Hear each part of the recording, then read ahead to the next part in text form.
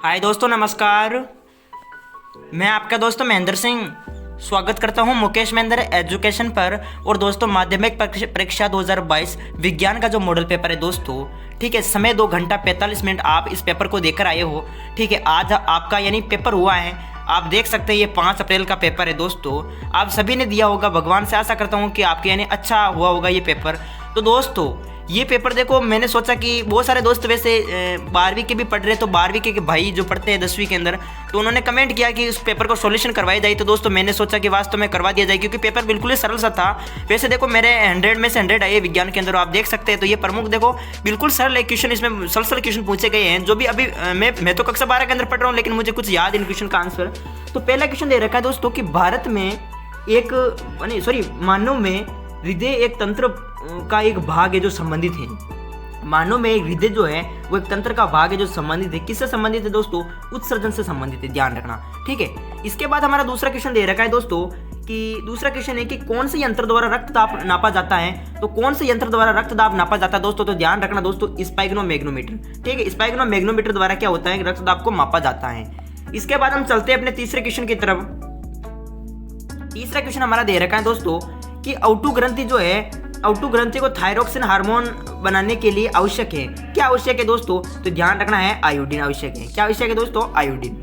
इसके बाद हमारा चौथा क्वेश्चन है कि सभी अनैच्छिक क्रियाओं का नियंत्रण मस्तिष्क का कौन सा भाग करता है दोस्तों? तो दोस्तों, मेंडुला। ठीक है, जैसे मेंडुला ओब्लांगेटा भी कहते हैं। तो ये मेंडुला जो है दोस्तों क्या करता है? ये अनैच्छिक क्रियाओं का क्या करता है? नियंत्रण करता है। ठीक है, तो मस्तिष्क का ये प्रमुख भाग है।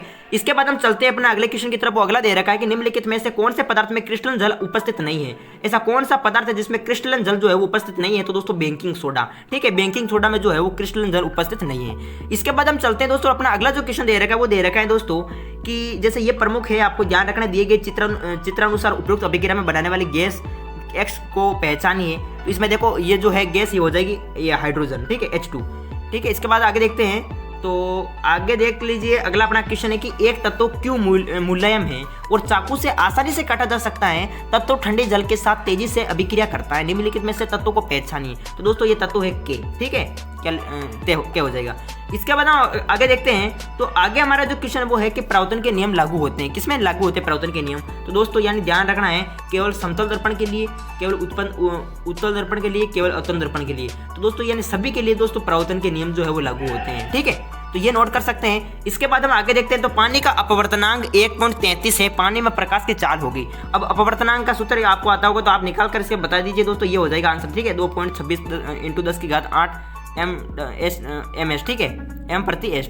इसके बाद हम देखते हैं, अगला है कि विद्युत आवेश का ऐसा ही मात्रक है। विद्युत जो आवेश है इसका ऐसा ही मात्रक क्या है दोस्तों? तो विद्युत आवेश का ऐसा ही मात्रक है दोस्तों कूलाम। ठीक है, जिसे हम क्यू से प्रदर्शित करते हैं। ठीक है, कूलाम।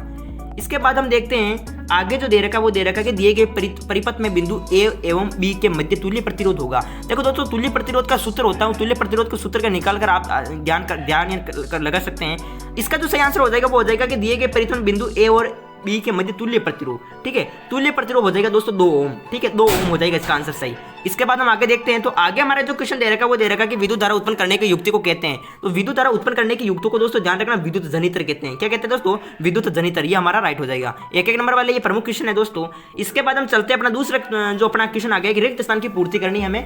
तो पहला इसका दे रखा है कि स्रावित हार्मोन के समय और मात्रा को खालिस्तान क्रियाविधि से नियंत्रित किया जाता है। तो दोस्तों, रासायनिक दर। ठीक है, रासायनिक दर जो है इस क्रियाविधि से नियंत्रित किया जाता है स्रावित हार्मोन को। ठीक है, तो इसके बाद हम देखते हैं दूसरा है कि संदेश संचालित करने के लिए तंत्रिका तंत्र खालिस्तान आवेश को प्रयुक्त करता है। तो कौन सा आवेश दोस्तों? विद्युत आवेश। कौन सा आवेश है दोस्तों? विद्युत आवेश। ये आपको ध्यान रखना है। ठीक है, इसके बाद हम आगे देखते हैं। तीसरा है कि पारितंत्र में एक पोषी स्तर से दूसरे पोषी स्तर में ऊर्जा की खालिस्तान होती है। तो दोस्तों, क्या होती है दोस्तों? अधिक, यानी पारितंत्र में एक पोषी स्तर से दूसरी पोषी स्तर में ऊर्जा की क्या कमी होती है या फिर कमी होती है दोस्तों? क्या होती है? कमी। इसका परफेक्ट आंसर जो हो जाएगा वो कमी हो जाएगा। ठीक है, अधिक नहीं होती, कमी होती है। टिहरी बांध खालिस्तान नदी पर बना है। दोस्तों, आपको सीधा से ध्यान रखना, टिहरी बांध ये किस नदी पर बना है दोस्तों?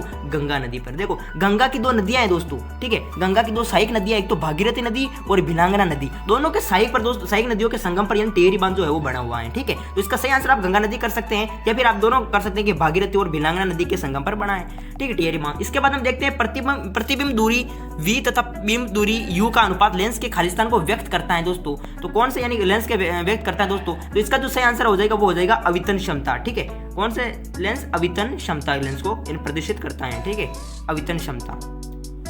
तो आगे दे रखा है हमारा क्वेश्चन है कि तंत्रिका ऊतक किसके संगठित जाल का बना होता है दोस्तों? तंत्रिका जो ऊतक है वो किसके संगठित जाल का बना होता है? तो ये सभी क्वेश्चन तो आपको देखो मैं नहीं बता सकता, क्योंकि आपको मालूम है कि मुझे 2 साल हो गए, मैं अभी 12वीं पढ़ रहा हूँ। ठीक है, तो क्योंकि मुझे 2 साल हो गए, मैं साइंस नहीं ले रखी मैंने। आगे दे रखा दूसरा कि कौन से अंतःस्रावी ग्रंथि मानव शरीर की वृद्धि का नियमन करती है? कौन से ऐसी अंतःस्रावी ग्रंथि है जो मानव शरीर की वृद्धि का नियमन करती है दोस्तों? तो यानी प्यूज ग्रंथि हो जाएगा। ठीक है, क्या हो जाएगा दोस्तों? प्यूज ग्रंथि। हाँ, तो इसका भी मैं बता देता हूँ, याद आ गया कि तंत्रिका ऊतक किसके संगठित जाल का बना होता है। तो दोस्तों ये ध्यान रखना है, एक तो न्यूरॉन जानते होंगे। ठीक है, या फिर आप न्यूरॉन लिखे तो सही है, वैसे तंत्रिका ऊतक लिख दे तो भी ठीक है। ठीक है, तंत्रिका ऊतक किसके संगठित जाल का बना होता है दोस्तों? तो तंत्रिका ऊतक किसके संगठित जाल का बना? न्यूरॉन को। ठीक है, न्यूरॉन या तंत्रिका कोशिका के। तो इस प्रकार से आप कर सकते हैं। इसके बाद ये हो गया कौन से अंतःस्रावी ग्रंथि मानव शरीर का वृद्धि का नियमन करती है? तो कौन सी? प्यूज ग्रंथि हो जाएगा। CFC का पूर्ण नाम है, ये तो आपको आता होगा, CFC यानी क्लोरोफ्लोरोकार्बन। ठीक है, कौन सा हो जाएगा? क्लोरोफ्लोरोकार्बन इसका आंसर हो जाएगा। आगे दे रखा कि मानव के कौन से अंग में कोलीफॉर्म जीवाणु पाया जाता है? मानव का कौन सा अंग है जिसमें कोलीफॉर्म जीवाणु पाया जाता है? तो ध्यान रखना दोस्तों, मानव की जो आंत है, आंत, ठीक है, आप जानते हैं कि बड़ी आंत छोटी आंत जिस प्रकार से आंत है, तो मानव की जो आंत है उसमें कोलीफॉर्म जीवाणु पाया जाता है। इसके बाद हम देखते हैं पुण्य चक्रण क्या है।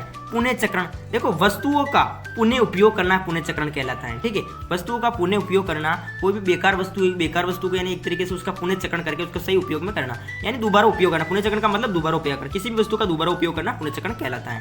इसके बाद संतरे में पाए जाने वाला अम्ल का नाम लिखिए। तो संतरे में जो पाया जाता है वो अम्ल कौन सा है दोस्तों? बताओ।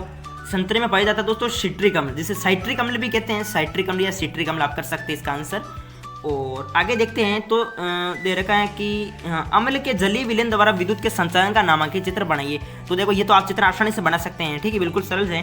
और स्वाद के आधार पर अम्ल व क्षार में अंतर लिखिए। स्वाद के आधार पर अम्ल और क्षार में अंतर लिखना है। देखो दोस्तों, आपको मालूम तो होगा कि अम्ल ये कहाँ गया। आगे दे रखा है दोस्तों कि स्वाद के आधार पर अम्ल व क्षार में अंतर स्पष्ट कीजिए। तो स्वाद के आधार पर अम्ल व क्षार में अंतर स्पष्ट करना है हमको।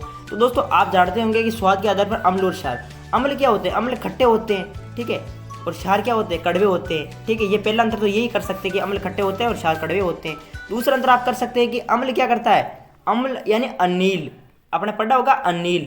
अम्ल क्या करता है दोस्तों? अम्ल नीले लिटमस को लाल करता है। ठीक है, जबकि क्षार क्या करता है? क्षार लाल लिटमस को नीला कर देता है। ये 2 अंतर आप इस पर कर सकते हैं और आपको 1 नंबर प्राप्त हो जाता है।